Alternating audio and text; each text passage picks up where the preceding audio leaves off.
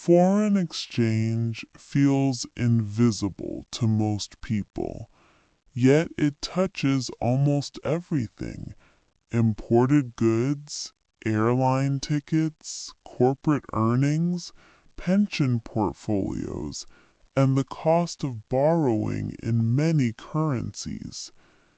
To make this huge market easier to price, the industry relied on benchmark rates, standard reference points used to value portfolios and settle trades. One of the most influential was the W.M. Reuters 4 p.m. London fix, often called the 4 p.m. fix, a daily snapshot designed to represent a fair market price at a specific moment. The public value of a benchmark is simple. It reduces arguments about what price is correct by giving everyone the same reference. Asset managers use it to value funds. Index providers use it to track performance. Corporates use it to hedge currency exposure. Custodians use it to reconcile positions. When a benchmark becomes common, it becomes powerful. And whenever a number becomes powerful, the central risk is not only mathematical error, it is human incentives. The FX market is mostly over the counter, decentralized and fast. Prices can move in small increments, and the fix is calculated from trading activity in a narrow time window around 4 p.m. That structure created an uncomfortable truth. If many participants needed to trade at the same time to match the fix, then order flow could cluster. Clustering is not automatically wrongdoing. It is sometimes the natural outcome of benchmark-linked demand. But clustering also creates a vulnerability. Concentrated trading pressure can influence the rate, especially during a short measurement window. As regulators later examined the market, their concern was not that traders existed or that banks provided liquidity. Those are normal. The concern was whether some market participants had inappropriately coordinated behavior or shared sensitive information in ways that undermined fair pricing. The scandal's educational core is about how a benchmark can become a focal point where commercial pressure, competition, and short-term targets collide with integrity. This is why regulators emphasize controls. If an institution's traders are allowed to communicate in informal groups without strong supervision, the line between legitimate discussion and harmful coordination can blur. Later enforcement actions in the UK described significant failures in controls around FX trading practices, and in 2014, the UK Financial Conduct Authority, FCA, announced very large penalties and an industry-wide remediation program tied to FX control failings. The deeper lesson is not markets are bad.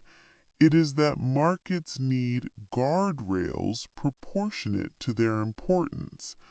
A benchmark used across global portfolios should be treated like public infrastructure, transparent methodology, clear governance, and surveillance that detects patterns inconsistent with fair dealing.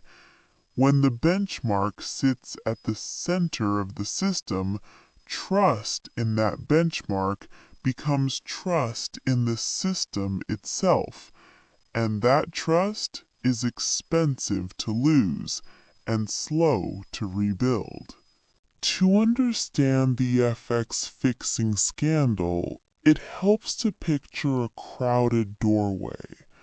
If thousands of investors want to enter at the exact same time, the doorway becomes a bottleneck, and whoever can influence the flow near the doorway can influence what happens inside. The doorway in this case was the fix window, a short period when trading activity used to calculate the benchmark intensified. Benchmark-driven demand created a predictable rhythm. Large asset managers often needed to execute currency conversions at the fix so their performance matched benchmark indices. That meant banks frequently handled large client orders linked to the 4 p.m. snapshot. Handling large orders is normal market making.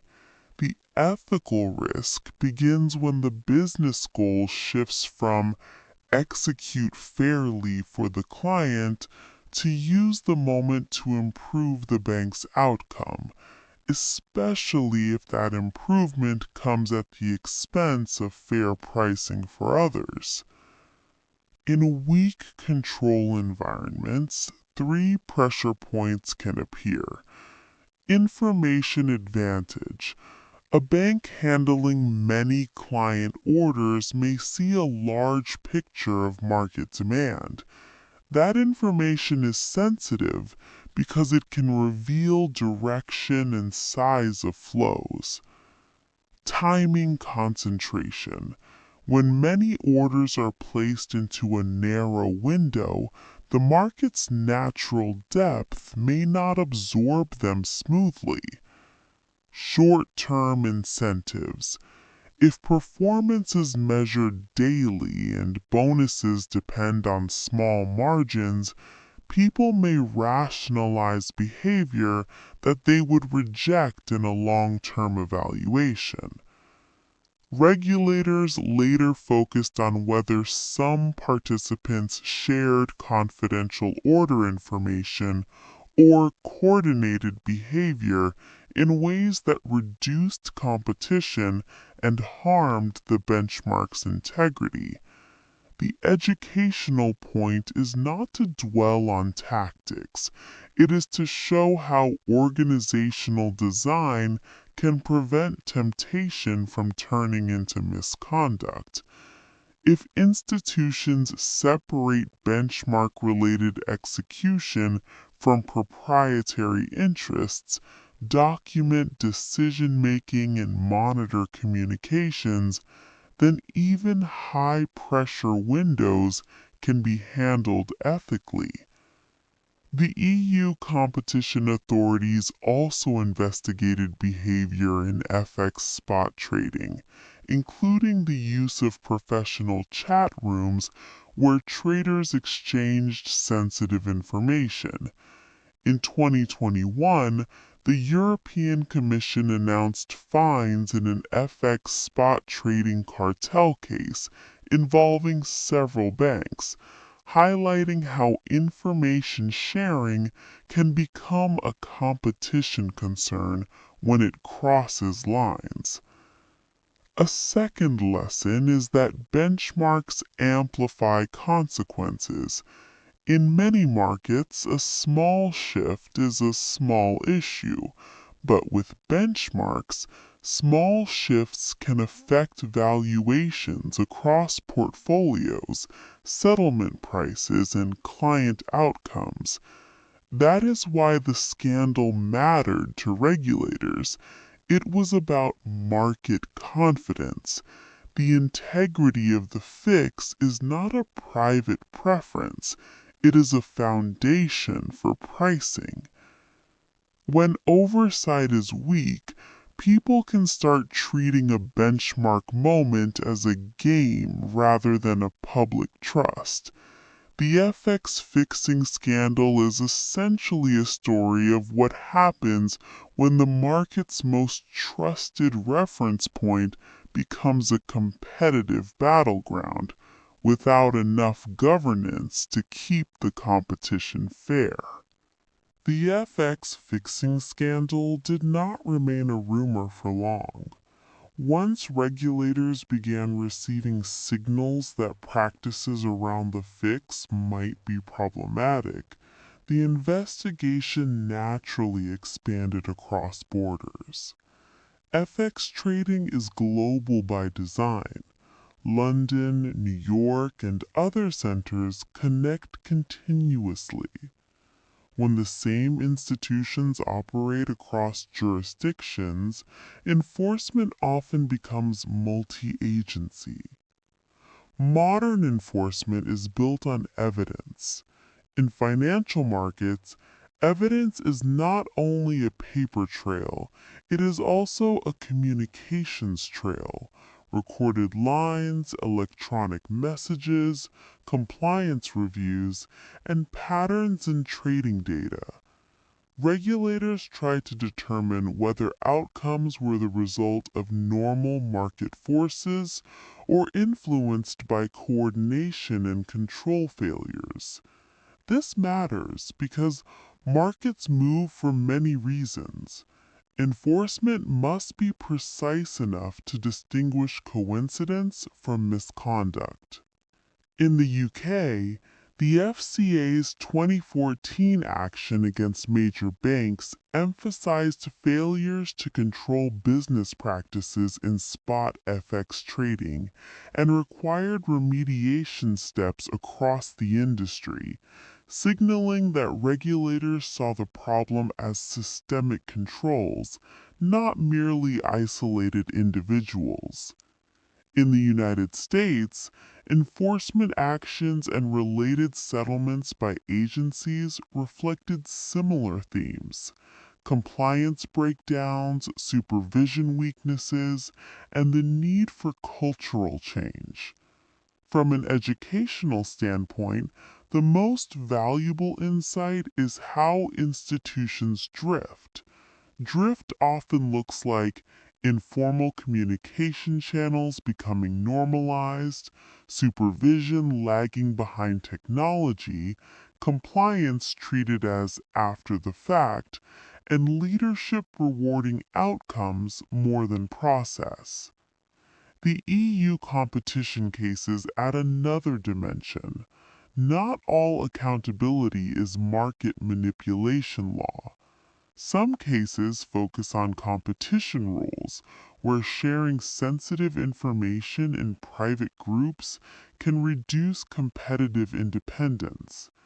The European Commission's FX cartel decisions describe professional chat rooms and information exchanges that were viewed as illegal collusion in specific contexts. Once enforcement begins, another phenomenon appears: institutional learning. Banks often respond with new controls, restrictions on chat rooms, stronger monitoring, clearer rules about handling client order information, and upgraded surveillance around benchmark windows. These are not cosmetic changes. They shape what behavior is possible. But the hardest change is cultural. Culture changes when people believe that integrity is measured, rewarded, and enforced. If the business message is win at all costs, controls will be treated as obstacles. If the message is win correctly, controls become part of professional pride. The FX fixing scandal became a reference point in compliance training for that reason. It shows how seemingly small choices, who you talk to, what you share, how you time decisions, can become a systemic risk when repeated. After a benchmark's integrity is questioned, regulators and industry face a difficult task: rebuild trust without breaking the market. You cannot simply remove a benchmark that is embedded in countless contracts and operational processes. So reforms tend to happen in layers: improve oversight, improve methodology, and improve accountability, while also reducing the market's dependence on fragile structures. A central reform question in the FX fixing scandal was: how should the fix be calculated to reduce vulnerability during concentrated windows? Benchmark administrators reviewed methodology, expanded data sources, and adjusted calculation processes to make rates more representative and less sensitive to unusual patterns. The goal is not to eliminate all market impact. Any benchmark window will create some clustering, but to reduce the ability of any single participant or small group to distort outcomes. Academic work also continued evaluating whether revised methodologies improved benchmark quality. A 2024 study on the effectiveness of the WM Refinitiv methodology after revisions reflects the broader effort to measure benchmark resilience rather than assume it. The governance lesson here is powerful. A benchmark is a product. It has design choices, inputs, thresholds, and oversight. If those choices are not robust, the benchmark becomes fragile, and fragility invites both accidental distortion and intentional abuse. Reform also moved into regulation. In the UK, benchmark oversight became part of a more formal regulatory framework, and regulators have continued to emphasize benchmark reliability as a matter of public trust. Even years later, official communications about benchmark decisions show how closely regulators manage legacy benchmark use and transitions, reflecting a public infrastructure mindset. For viewers, a helpful way to think about this phase is engineering versus blame. Blame may satisfy emotion, but engineering prevents recurrence. Engineering asks, can we reduce discretion? Can we increase auditability? Can we widen data windows or data sources appropriately? Can we make surveillance more effective? Can we separate client execution from conflicts? The FX fixing scandal pushed the market toward these engineering questions. That is the educational value. A case where the system did not just penalize failures, but redesigned a key part of the financial plumbing to make fair behavior easier and unfair behavior harder. One of the most widely discussed features of the FX fixing scandal era was the role of professional chat rooms and informal networks. In many industries, communication among peers is normal. In financial markets, however, the line is strict. Sharing certain kinds of information, especially about pricing intentions, client flows, or coordination can cross into prohibited territory. EU competition enforcement is especially clear about this boundary. In the European Commission's FX spot trading cartel cases, authorities described instances where traders from competing banks exchanged sensitive information in ways that were deemed illegal coordination. These cases resulted in substantial fines and emphasized that antitrust rules apply fully to financial markets. The story did not end with initial decisions. Court reviews and appeals can reshape aspects of enforcement.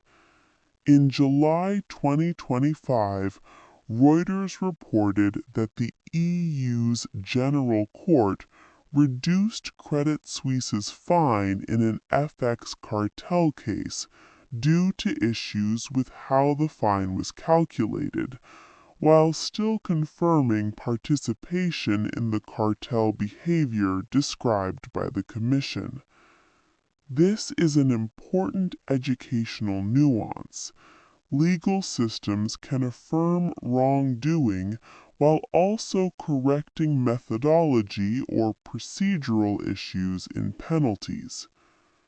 For a documentary tone, the key message is that markets are governed by multiple rulebooks: conduct regulation, fair dealing, controls, supervision, criminal law in some contexts when thresholds are met, and competition law, independent decision-making, no collusion.